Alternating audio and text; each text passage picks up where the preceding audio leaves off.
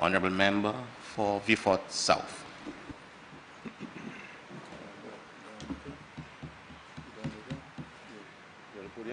Yeah. I can use it. Let's see how he does that.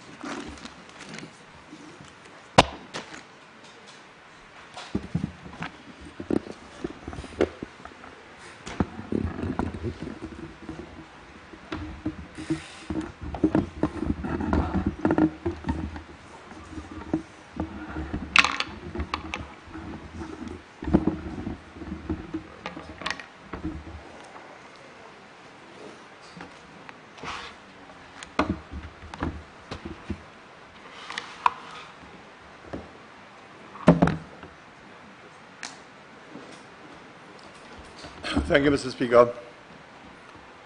Mr. Speaker, yesterday the member for Castries South drew the attention of the House to the numerous errors and inconsistencies contained in the estimates of revenue and expenditure as presented and the social and economic review which normally accompanies the estimates.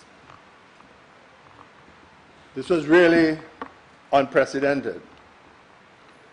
However, Mr. Speaker, it quickly became clear that some of the errors were due to the new accounting system that was introduced by the Treasury Department and the difficulties encountered in reconciling the old with the new. I think to the credit of the member for Castries South, he recognizes. I do not think anyone in this House should lay blame on the Ministry of Finance and its staff. I know the staff exceedingly well, having worked with them for many years, and they pride themselves on accuracy and efficiency. So clearly something went wrong on this occasion. But this is also a good reminder that there are occasions when public officers need to interface with members of Parliament, and frankly, the Ministry of Finance should have invited members of Parliament to a briefing on the changes which were made to the structure, format, and terminology of the estimates. I suspect there are a lot of members in this House who experienced some difficulty in meandering through the estimates and even locating choice projects. So it appears to be a problem not just on the government side, but also, I suspect, to a more limited degree on the opposition side, because we had picked up the nature of the problems. So, Mr. Speaker, these are the moments when intervention is often required, and at the appropriate time, I hope the inevitable apology must be issued. But I maintain, of course, that blame should not be cast, but rather we learn from this experience. That being said, Mr. Speaker, I will turn my attention to the estimates of revenue and expenditure for 2019-2020. Mr. Speaker, I believe we have before us a mismatch of figures seemingly held together but no overriding objective. I searched in vain for the vision that should guide the estimates. I found none. I searched for its philosophy. I found none. I searched for its moral underpinnings. I could not find any. All I could find, Mr. Speaker, is that the much vaunted growth rate, which we were told would have been growing by leaps and bounds, has declined to 1.5%. And the Minister of Finance has panicked and decided he must finance growth by another cycle of borrowing. But that's a hard lesson. A very, very hard lesson, because no matter what we may say about the solution economy, We have never undergone complete and systematic restructuring of this economy to cope with the stresses and pressures. Many of them, the stresses and pressures, will live with us for some time. I said there was panic for a number of reasons. How else, Mr. Speaker, can you characterize a Minister of Finance who boasts that the government has contained the fiscal deficit to 1.3% in financial year 2018-2019, yet barely one financial year later, he decides to increase the fiscal deficit to 3.5% of GDP by borrowing $357,207.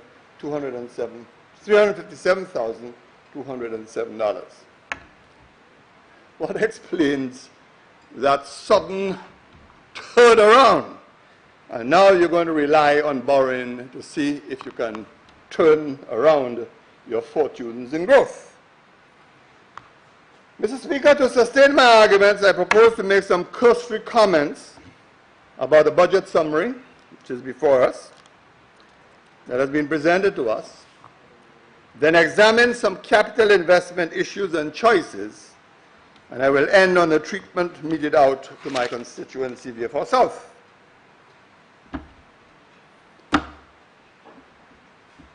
I turn to tax revenue. We are told that the year-end outlook is $1.1 billion. And I like the sound of that because years ago I did announce to much derision and laughter. I'm sure the member for Castries East will recall when I said that St. Lucia had accomplished $1 billion budget. It evoked considerable laughter from the community. So, at a year-end outlook of $1.1 billion, this is more than $60 million above the budgeted amount. We have to help and wonder whether this performance had anything to do with the refusal of the government over an extended period of time to reduce the excise tax on petroleum gas prices, despite the fact that oil prices internationally were on the decline. And let us not ever forget, as this opposition will never forget, that it was allegedly high prices by the former Labour government that led to the famous Orange March and demonstration against so-called high prices. But I cannot resist the opportunity, Mr. Speaker, to comment on the reduction of VAT. The Minister of Finance says that the government collected only $5 million less in their revenue from VAT than what it would have earned if VAT was still at 15%. That's an interesting comment.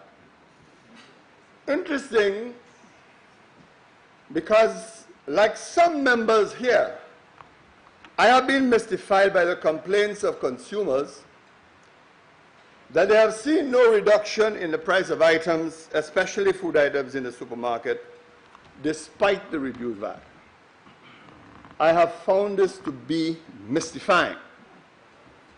And those of us who have monitored movements of prices in the market, especially supermarkets, would know that there was no dramatic reduction after VAT was reduced for the very simple reason that a lot of merchants, a lot of supermarkets opted to leave prices at the old rate. And the consequence of that I will not reflect on. Of course, the reaction of the government has been understandable.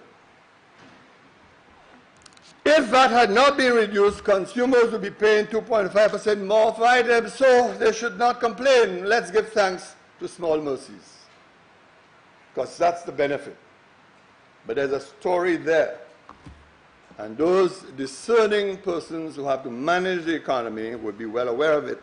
And to the credit of the Social and Economic Review, they recognized it and hinted at it. The reality is, Mr. Speaker, Few appreciate that the higher the cost of the item, the more VAT is collected. Let me illustrate, Mr. Speaker. If this cell phone retails for $2,000, assume a VAT of 10%, $200. If it climbs to $3,000, assume a VAT of 10% is $300. What in fact has been happening, Mr. Speaker, is that there has been a steady increase in prices, and it may be argued that this, of course, has been the direct consequence of the current international environment. In fact, these supermarkets say that all the time. The price of cheese have gone up, the price of items have gone up because of international prices. So when you see we are gloating, let us be a little more cautious, because you can obtain increased revenue for the very simple reason that the prices you pay for items, CIF, may have increased substantially. But that aside, and that aside, look at capital grants, Mr. Speaker. Just look at it for me, please. What accounts for the significant drop in capital grants during 2018-2019? What's happening here? In 2017-18, grants of $63.35 million was recorded. This fell to $41.31 million in 2018-19. In 2019, it is estimated at $49 million. Why? What is happening here, Mr. Speaker? And curiously, in this budget, in these estimates, you do not see the European Union as a major source of funding as in the past. Now, all of us have issues and problems with the European Union, and my own comments are well known, well known. But what has struck me is that the European Union somehow is not featuring as a major provider of grants, and I hope at the appropriate time we will be provided with some explanation, because I would hate to believe, Mr. Speaker, that the posture of the Europeans and other donors have to do with the way we have dealt with major investments, such as the Vieux Hospital, by refusing to invite tenders for the so-called private management of the hospital. The trouble is, the simple question I'm asking is whether your cake burned with, whether your cake with the EU burned. That's all I'm asking, because these things are highly unusual. Much has been said, Mr. Speaker, about the trend in wages and salaries. But what accounts for that trend? We are told that in 2017-18, wages and salaries total $461.9 million. I'm sure you have seen that, Mr. Speaker. And by 2018-19, it grew to $503 million, an overall increase, I believe, of about $41.1 million. And we know that this is despite the fact that there were no increases granted on salaries for public officers, except, of course, in the case of the workers represented by the National Workers Union, and I believe the total indicated there was in the vicinity of $1.9 million. And we have to bear in mind that there have been several persons who have been sent home. Now, we have been given an explanation for this, and it's justified on the new accounting system that is being used, where some money that was normally allocated to capital expenditure and included wages and salaries have been transferred to recurrent. But I'm curious whether that is the whole story. I will leave it there because I know that I will have another opportunity come next week. By then, the full picture will be clear. But we notice that wages and salaries are projected to increase again in 2019, 2020. And obviously, that will probably rise from the projected target because of the likely increases to public officers and others in the current cycle. So the reality is that the very premise, the very foundations on which expenditure are premised could prove rather flawed for the very simple reason that there will be costs to be incurred in the cost of the year for which no immediate answers are available. But I'm a little curious, Mr. Speaker, about the jump in transfers. In 2017-18, transfers amounted to $168.1 million. In 2018-19, transfers climbed, Mr. Speaker, to $181.1 million. This budget allocates $178.1 million. What accounts for the huge jump in transfers for the year 2018-19, despite the fact that a number of state-owned enterprises have been closed? Radio St. Lucia, gone. Fisheries Complex, gone. And of course, we know what has happened to agencies like the National Trust. One would imagine that such closures would have resulted in some significant savings in transfers. But, Mr. Speaker, more intriguing is the lower capital expenditure.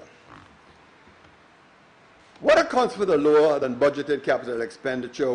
Where are all the major projects promised to the people of St. Lucia? Where are they?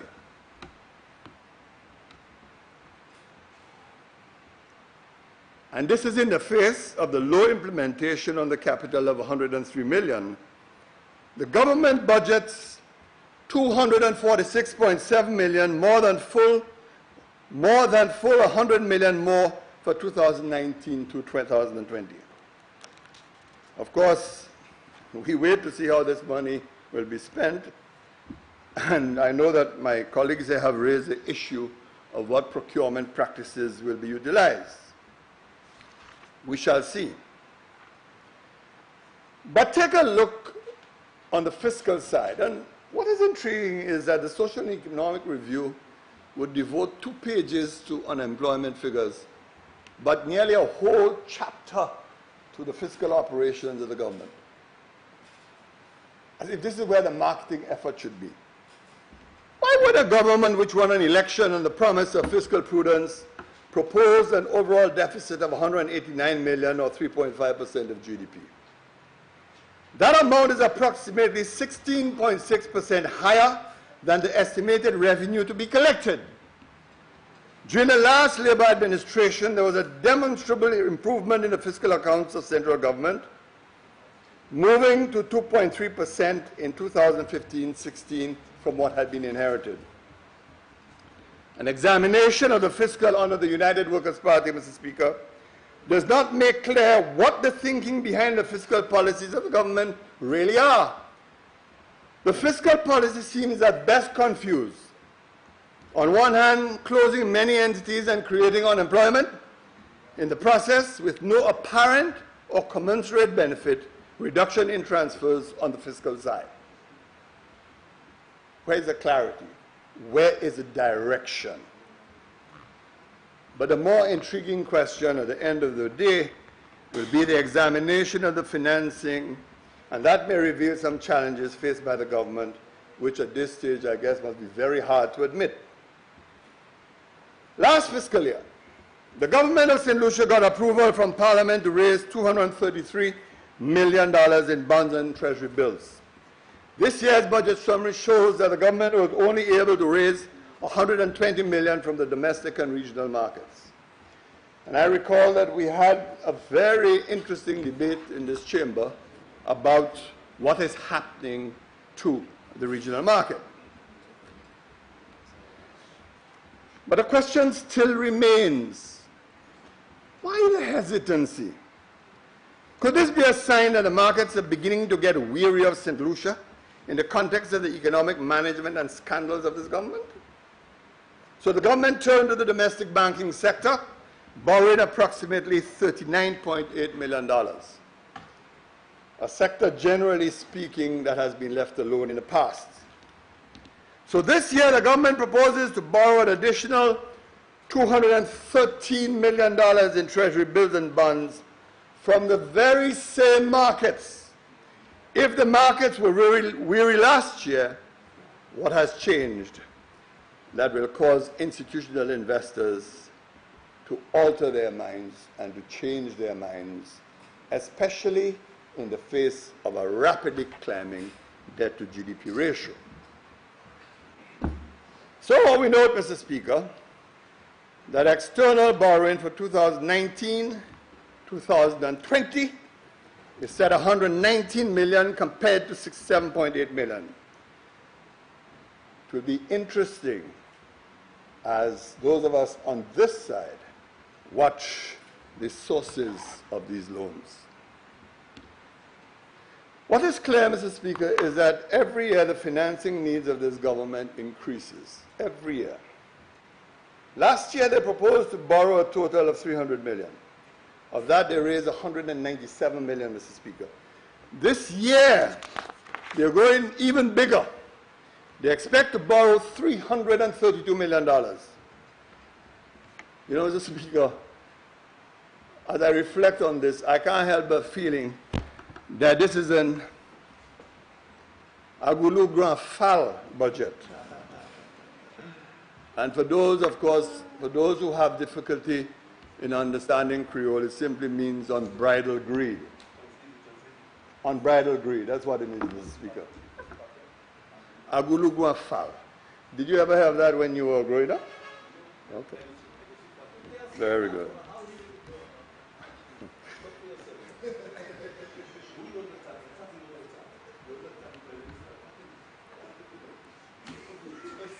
Honourable Member, Vieux South. Continue, sir. I haven't done anything, Mr. Speaker. I was just enjoying a moment of entertainment. Now, Mr. Speaker, I want to touch a few issues on the capital side. As I said, I would have been brief in respect of the budget summary. Mr. Speaker, I turned to page 592, Mr. Speaker. I turn to page 592. And, Mr. Speaker, at page 592, we note that in respect of the St. Jude Hospital reconstruction project, the total estimated project costs is $190,935,936. In this estimate, this year's estimate, an allocation of $25,974,800 has been made. Of that amount, $5 million is extracted from revenue, from grants, an amount of $92,800, and from 10 and another $10 million, and then from loans, $20,882,000. Now, you will notice, Mr. Speaker, that the estimates say $103,252,193 is the estimated project. Make sure we have it correct, Mr. Speaker.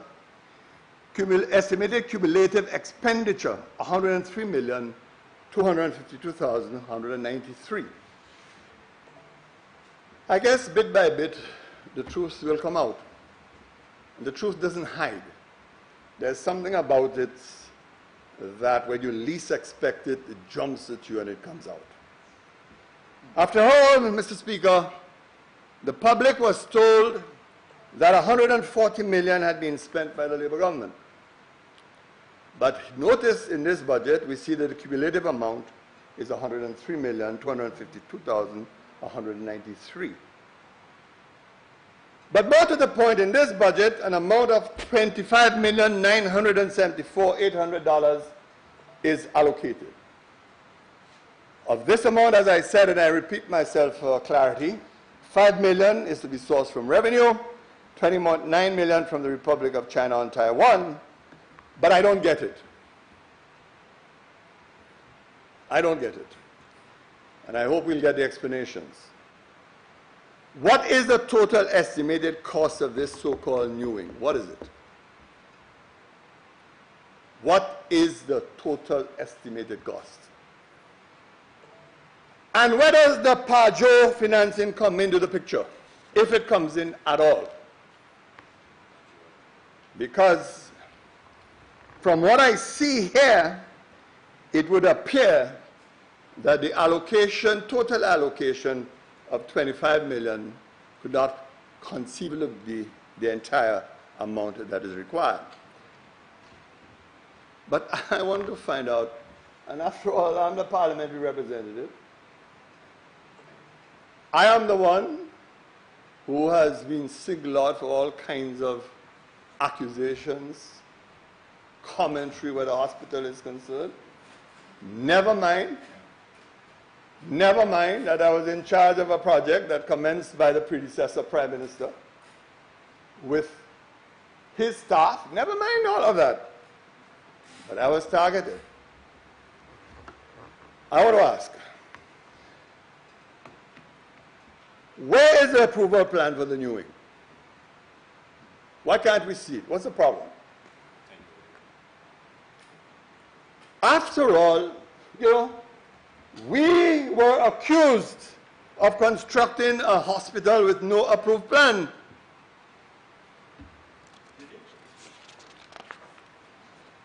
I will not bother to answer you. I will answer my own question. For this construction, there is no approved plan, no architectural or structural drawings. I am prepared to hang my hat on that. And if you do have it, I challenge you to bring it to this house.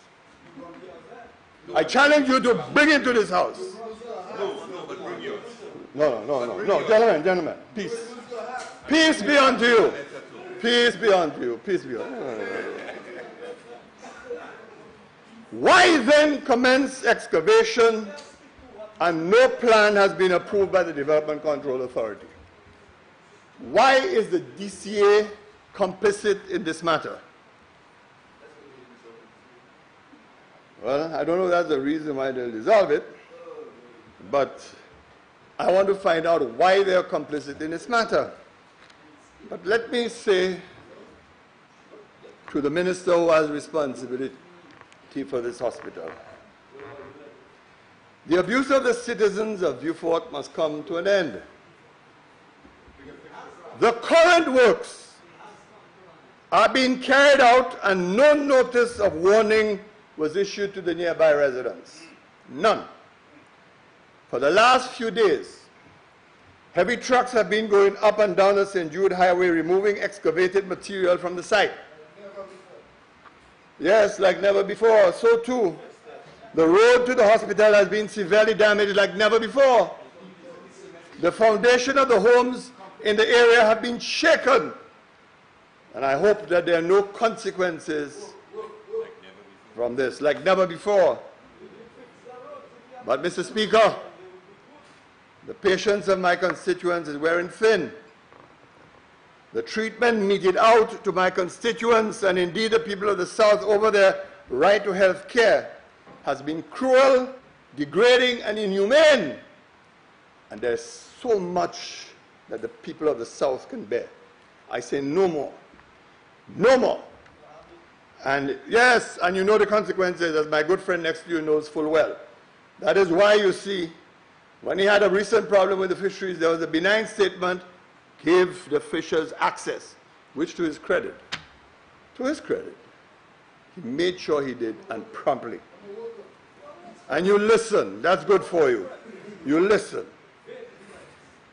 Now, Mr. Speaker, what the estimates of revenue and expenditure decides to exclude is as important as what it decides to include. And these decisions, Mr. Speaker, are never easy. In the absence of explanations, we are sometimes left to speculate about these decisions. I note, Mr. Speaker, and of course I can be corrected, we have not seen anything in the estimates about resolving the problems regarding the accommodation of our courts. I just want to say to the government, time has come to bring an end to any hostility and animosity it has to the judges, the courts, and judicial personnel. It's time. We were told that the plan is to build a new judicial complex next to the police headquarters. There's a word we use in public law to characterize some decisions. The word is irrationality. In the just concluded debate on the motion of no confidence, the word irrational was frequently used. But what we mean by irrationality? We mean that these are decisions that defy logic, decisions that are so unreasonable in the sense of unreasonableness that no reasonable person could conceivably make decisions like that. They defy logic. In my respectful view, Mr. Speaker, the decision to locate a judicial complex next to the police headquarters falls in that category. Why? In this day and age, Mr. Speaker, all efforts are made to disentangle the judiciary from the police. And here in St. Lucia, we have had a history of entangling the police with the judiciary.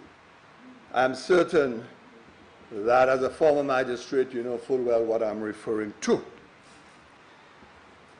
In fact, we should no longer house courthouses in police stations. That practice should end. And I believe, too, that when we constructed the new police stations, that error was also made. For example, the error was made in the case of the Ancillary police station.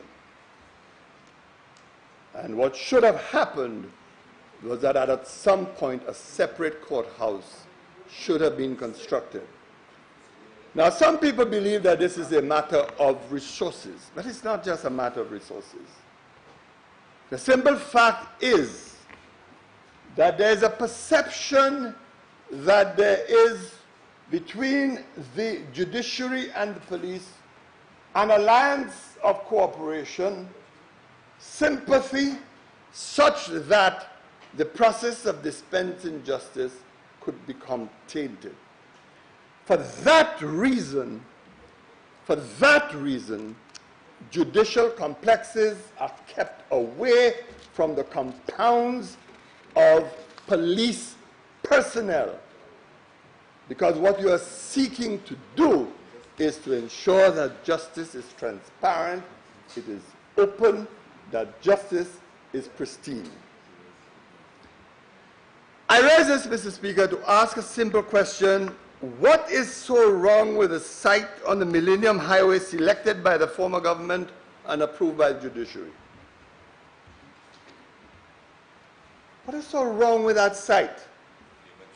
This was a site that the judiciary visited and said, yes, we can live with that site. Why? Because we needed to resolve that problem once and for all. Any judicial complex has to make arrangements for the OECS Court of Appeal. It has to make arrangements for all of our high courts. It has to make arrangements for our criminal courts. And it also has to make arrangements for the plethora of magistrate courts that we require. we are missing an important opportunity to do so.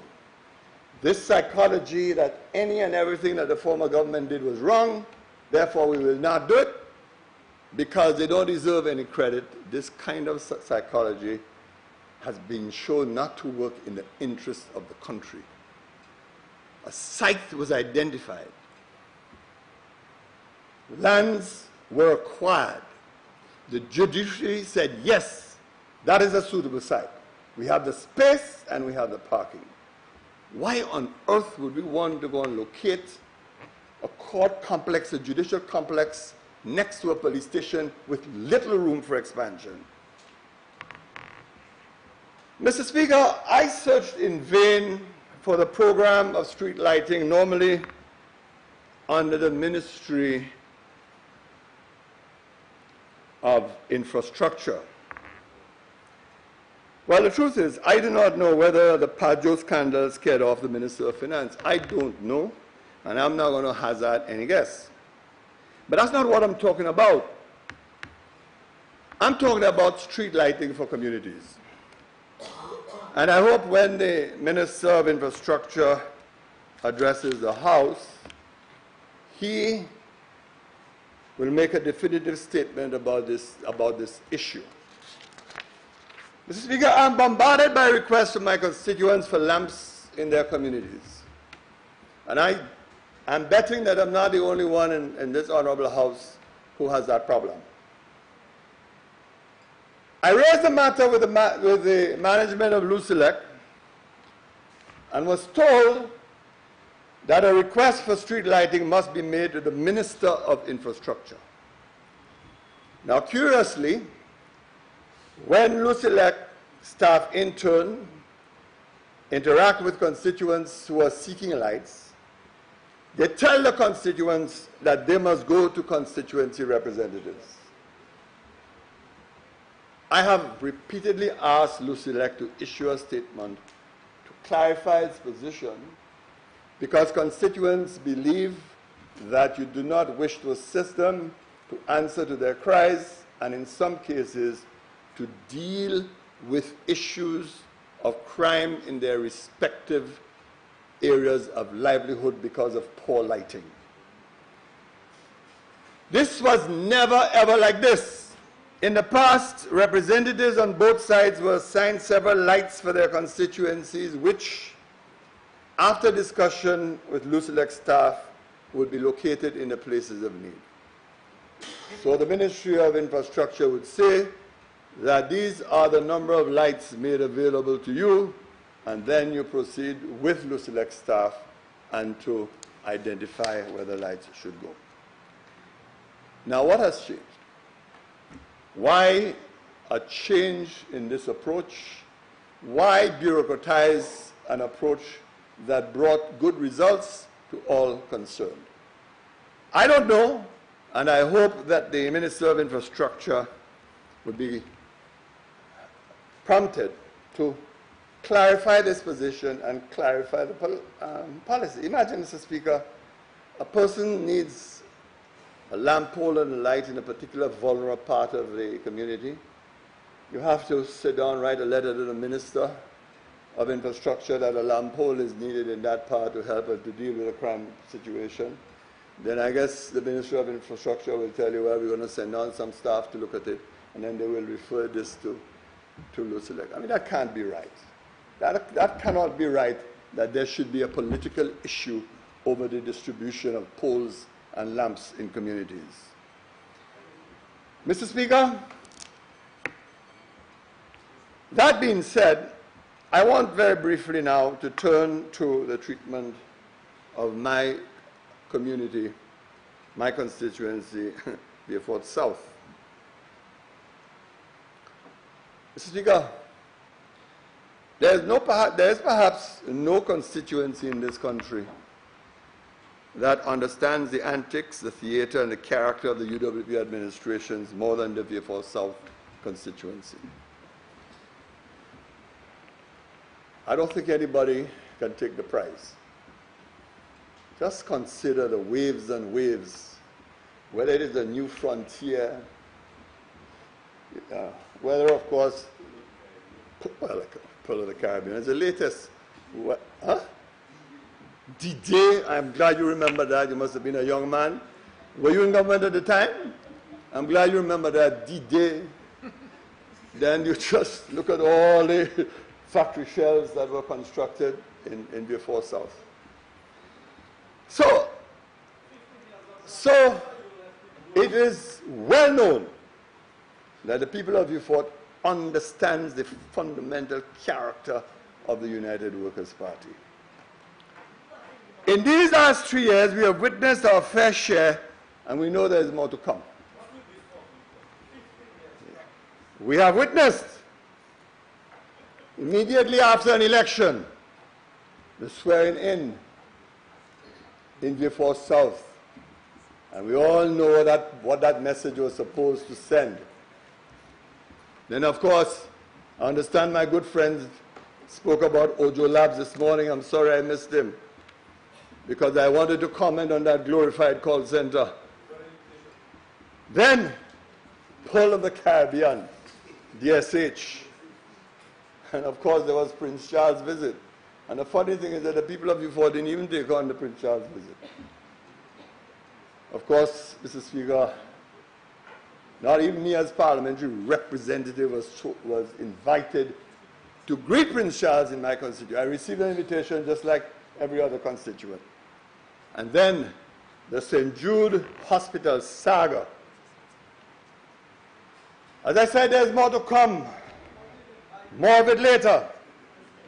But the people of Vieux will never, ever forget the punishment that has been meted out to them, because they know the antics of the United Workers' Party. They know full well that the administrative center, the construction was deliberately terminated and stopped on the flimsy pretext that there was no planning approval. It was a waste of money. Now, and of course, Mr. Speaker, the government has now entered into a lease arrangement with a private developer, not only to house offices, which were previously at the building of another of their supporters, and I'm not suggesting that the current individual is a supporter. I'm certainly not suggesting that. The former was, because he was one of those involved in spreading money in the constituency last election. He was one of those. But, no, my friend. No, my friend. I won by 337 votes. And whatever swing there was is over. So put that in your pipe and smoke it from now. But it's not just that he won by 120 at one time. We had more rejected votes than 120 votes that he won by. That's a fact. The only politician who won, and there was more rejected votes than the amount. Mr. Speaker, sorry. Mr. Speaker, I'm sorry for that momentary distraction. Mr. Speaker, the people of Vieux will never forget the refusal to complete the St. Jude Hospital and the deterioration in the provision of medical services to the people of the South. And of course, there was that brazen effort to take away their community lands, not investment lands, their community lands, and to hand it over to Tioakin. And my friend, the Minister of Infrastructure, I don't know, of course I refer, we are fellow Prime Ministers, fellow ex-Prime Ministers, aren't we? That's a lot. Yes, it's a lot, but it is time-bound.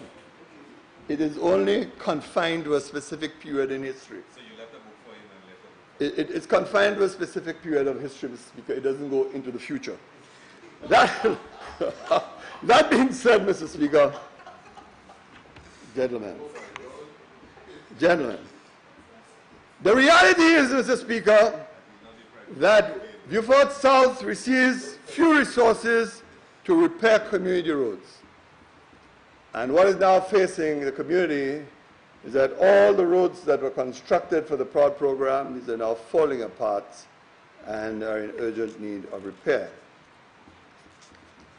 Then that extraordinary delay in the implementation of the project to improve water supply to the community. After the former government had sourced and signed a loan with the Caribbean Development Bank and had begun to procure the required services to implement the loan. Yes, we did that. Yes, I do. Now we hear, after 3 years, that's why I asked you over lunch whether you had spoken. Now we hear, after 3 years, an allocation in this year's budget of $3.6 million. $3 million to be sourced from the Caribbean Development Bank. Why was this project delayed for 3 years? What is the explanation? You think it's a tendering process? But amidst this, Mr. 15 Speaker, minutes in which to complete. amidst this, how many minutes? 15 minutes, sir. 15? Yes, sir. Oh, I'll be within time, Mr. Speaker. I'll be within time. Mr. Speaker, I never accept gifts from you. You should know that by now. You should know that by now. I will never, ever make that mistake. Mr. Speaker, I will not be distracted. Mr. Speaker, I will be the last to deny that after 3 years, some modest provision is finally made for 1 or 2 projects in Vieux. On the capital estimates at page 588, Mr. Speaker, under the Ministry of Youth Development and Sports, a modest amount of $150,000, $200 to finance repairs to the Philip Marsner grandstand. I say there probably are more princes to bring to the grandstand and more official events to bring there, so they need to make it look a little better. This is ominously to be financed by bonds, Mr. Speaker, so we shall see. So, Mr. Speaker, I guess the idea is to repair the prime facility to host events in the future. At page 584, under the Department of Education, the sum of $2,354,917 for the construction of the new block for the Beanfield Secondary School.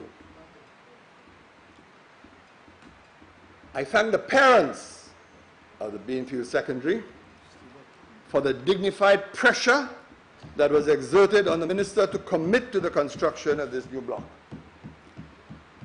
Their effort has paid off. Protest has value. I recall that the minister did not want to come and treat with the parents, although I promised that I would not have been in attendance. But she did say after that event that she will seek financing and funding for alternative accommodation. Then at page 547, Mr. Speaker, under grants and contributions, an allocation of $242,400 to the children, to the Vieux Children's Home, presumably to meet recurrent costs in operating the home. This is a new home, Mr. Speaker. I know the member for Castries South knows the history of this home and how it was financed and constructed. I welcome this home for the sake of the homeless, distressed, and abused children of the South, wherever they might be. It's also important that finally we have a facility in the south of the island, and it will redress the imbalance that exists between north and south. Although this was a private sector initiative led by community-spirited individuals, the existence of the home is a welcome addition. Strictly speaking, however, Mr. Speaker, while it is known as the Vieux Children's Hospital, the home is not located in my constituency, but in a constituency of Vieux North. However, as I said, it is a home with which I am familiar, as its establishment was facilitated by the government which I had the honor to lead. Mr. Speaker, I note under the same heading that under grants and contributions at page 546, an amount of $6 million has been allocated to stimulus summer and Christmas. This increase of $2.5 million, this is an increase of $2.5 million over the 2018-2019 figure. Now, this one is surprising. It is interesting and surprising, Mr. Speaker. Why? You see, we are dealing with a government that denounced short-term employment programs. But we are supposed to have committed cardinal sins. Why this significant increase for a program that was once despised, that made people feel that they should never seek any opportunities under such a program? They say we don't have toilets for the ladies. All kinds of things were said. I recall that when certain persons were driving down the highway to Vieux and saw persons working, they would ask and shout at them, "Where are toilets?" Yeah. We haven't seen any yet. But I refer to this for another point, for another reason. Mr. Speaker, I expect to be treated fairly. I expect to be treated like all other parliamentarians. We know that there is unequal treatment between the government side and the opposition side. But whatever is conceded to the opposition, I expect to be treated fairly. Last Christmas, Mr. Speaker, the SSDF made available to opposition parliamentary representatives at the last moment, on the eve of Christmas, mind you, a sum of, you got 15, but others got 10. Yes, what did you get? 10. What did you get? You got 10. What did you get? 1. You got none? 10. You got 10, exactly. All of them got 10 except the parliamentary representative of Vieux South. Why? It's never extended to me as parliamentary representative, despite, no, I don't want more, I'll take the pittance. I told you I'll take the pittance. None was extended intervention of the leader, despite the fact that the leader of the opposition called SSDF and drew their attention to the fact that I was omitted. Now, of course, Mr. Speaker, I suspect I know what happened. You know, we have in Vieux Fort a very esteemed and distinguished gentleman. His name is Jack Rennie. He's a formidable gentleman. And he's not a gentleman to be tampered lightly with, even on the political platforms, because among other things, he has a lot of skills. I see you smiling, Mr. Speaker. Do you know of him? You see, Mr. Speaker, he is one of those who know what medicines to prescribe. And if I may use a term used by my good friend, a member for Castries North, he's a good bush doctor. And others also say that he has the spirits of Goddess guiding him. So, Mr. Speaker, I never mention his name on the platform. I will only take the risk in the House because I'm safe. Now, but while I'm on this item, Mr. Speaker, I note the allocation of $1,505,610 for other social assistance projects under the Ministry of Empowerment and Equity, Mr. Speaker. That's a lot of money. But what are these others? How do opposition parliamentarians tap that amount? What is it supposed to be used for? Now, this is amazing, Mr. Speaker, that you will have a head, other social assistance projects, in this reformatted budget that seeks to aim for specificity of language, clarity and specificity of language. Why is this eluded, in this case, an amount of 1.5 million? Clearly, Mr. Speaker, this is a highly unusual term in a budget that is anxious to grant titles and recognition. Mr. Speaker, I know that my time was limited, and of course I look forward to the next round. What I could not say here, I certainly would have the opportunity to say within the boundaries of the debate that occurs with the budgetary statement. At the outset of my presentation, Mr. Speaker, I said that this budget has no soul, no character, no moral compass. And I'm going to illustrate by citing one item among several. Mr. Speaker, look at page 558, code 0285. A capital allocation of $1,752,094 is made for enhancement of security systems at the Graham-Louis building. This is to be financed by bonds. Now, Mr. Speaker, anyone who knows my history will know